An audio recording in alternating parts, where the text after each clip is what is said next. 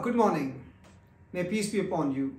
This is Professor Shukar, and today I'm going to talk about a very interesting and very important topic and the concept, which is the learning outcome, the learning objective, the instructional learning objective, and the teaching objective, and so on and so forth. But the two terms which I want you to remember is learning outcome and instructional objectives. Now, what is the definition of learning outcome or instructional learning objective? In fact, these are the statements of intention and statements of information. They describe an information which is written in the statement and also the intention of the teacher, what the teacher wants the student to learn in a session or in a course. They refer to the content the teacher wants the student to learn and is to be displayed by the student's behavior on completion of the course. An end toward which an effort of teaching and learning is made. Important thing to remember is the synonym for instructional objective is learning objective and specific learning outcome. So therefore, the proper term is instructional objective. Sometimes people also call them learning objective or specific learning outcome. The term which is to be used in a preferred term is instructional learning objective. Why this learning outcome or instructional learning objective is so important? It is important because once a learning outcome of a curriculum or a course is determined, that determines the content that's to be taught in a course. It directs the choice of content of the curriculum, and not only this, it also describes the weightage. Which topic is to be given more importance and which topic is to be given less importance in terms of teaching and the time during curriculum. Not only, it suggests the most effective learning method to be used. That depends upon the learning outcome or the instructional objective, because that contains the information which decides which learning methods to be used. Not only this thing, it enables the examination or testing of the students. That depends upon the learning outcome. And once a course has been run, the important thing is, were learning outcomes met or not met? Were the instructional objectives are met or not met? And that constitutes the evaluation of the program.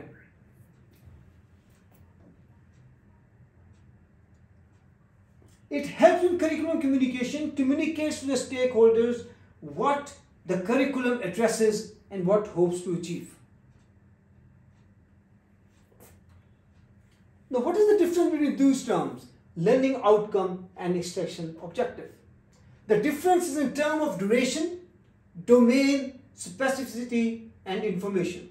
For example, learning outcomes are for a course or a program like MBBS program, a module or a subject across the year, or a workshop, whereas instruction objective are for a lesson. The lesson could be a lecture, the lesson could be a small group discussion, a lecture could be a demonstration, and so on and so forth. Or a lesson could be a lesson or a time period in a workshop. Learning outcome usually pertains to more than one domain of learning. We know there are three domains of learning: knowledge, which is in the mind, psychomotor skills, and attitude.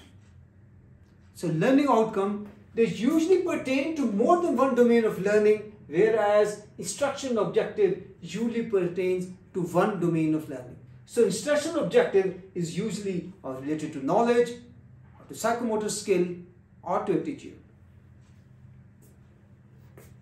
So therefore, if you think of these, the learning outcome is less specific and instructional objective is more specific. The information which is including learning outcome, that includes information about who, will do, of what, and when. We will understand these terms. Whereas the information which is instructional objective, that will include about who, will do, of what, when, and includes how much and how well also.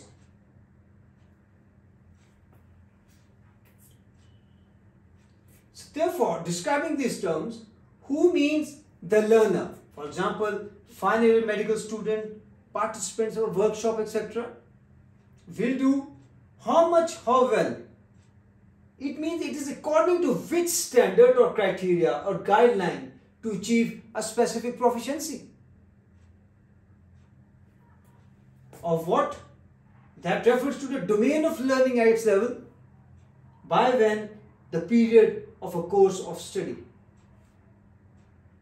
So these are the meanings of who, how much, how well, of what, and of when.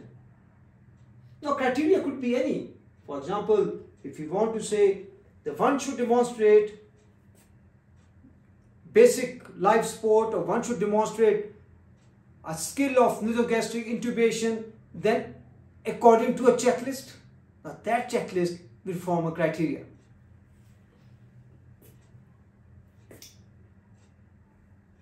Significance of what in learning outcome and instructional objective. That is most important. It is a verb and a noun that describes the performance, the domain of learning, the level of the domain of learning. Let me explain. Now, we know this thing. As far as knowledge is concerned, which is a domain of learning, there are three levels according to C1, C2, C3. C1 is recall, C2 is comprehension, and C3 is problem solving. Then in psychomotor skill and affective or attitude domain of learning. So therefore, if we want to make an instruction learning objective, which is dealing with a domain of knowledge, then we must use verbs like list, enumerate, define, identify. These nouns should be used. For comprehension, we have to use different words like describe, explain, illustrate, and interpret. Problem solving, diagnose, manage, implement, use a method, differentiate, implement, etc. For psychomotor skills, demonstrate, show. For affective, identify, rate, rank, a belief, a opinion, enjoyable, etc. So therefore, these words which constitute of what?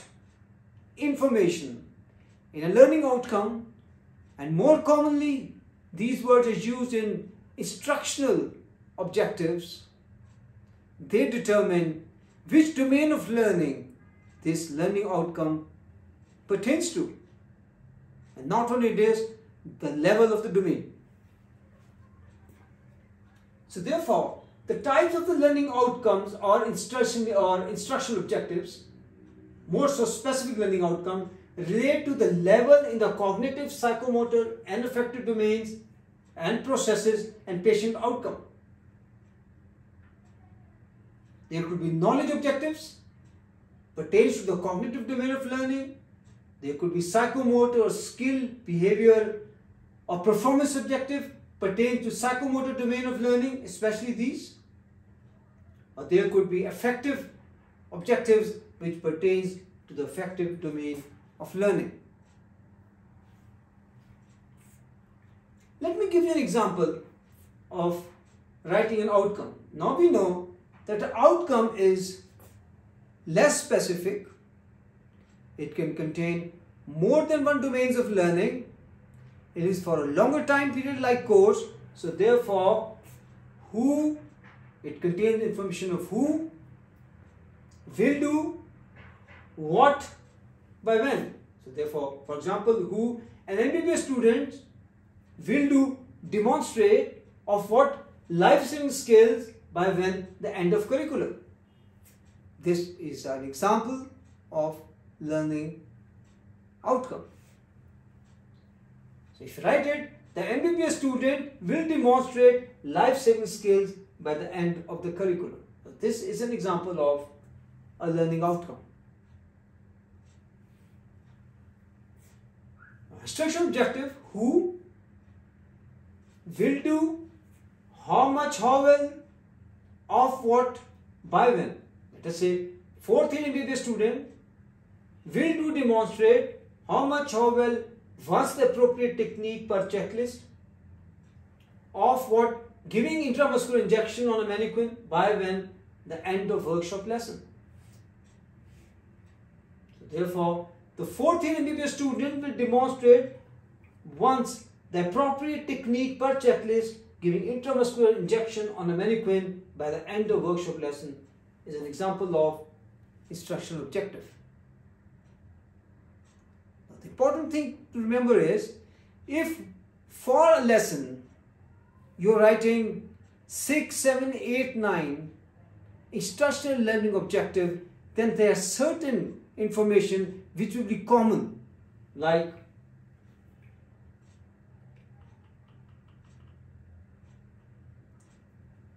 who will be common, what will be common, by when will be common, this word will be common, will do. So therefore, this will constitute the blanket statement, and the rest can follow as 1, 2, 3, 4, 5 and 6.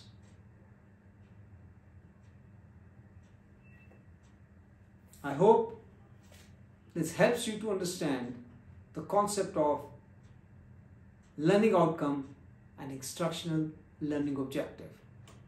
Have a good day. Continue to smile.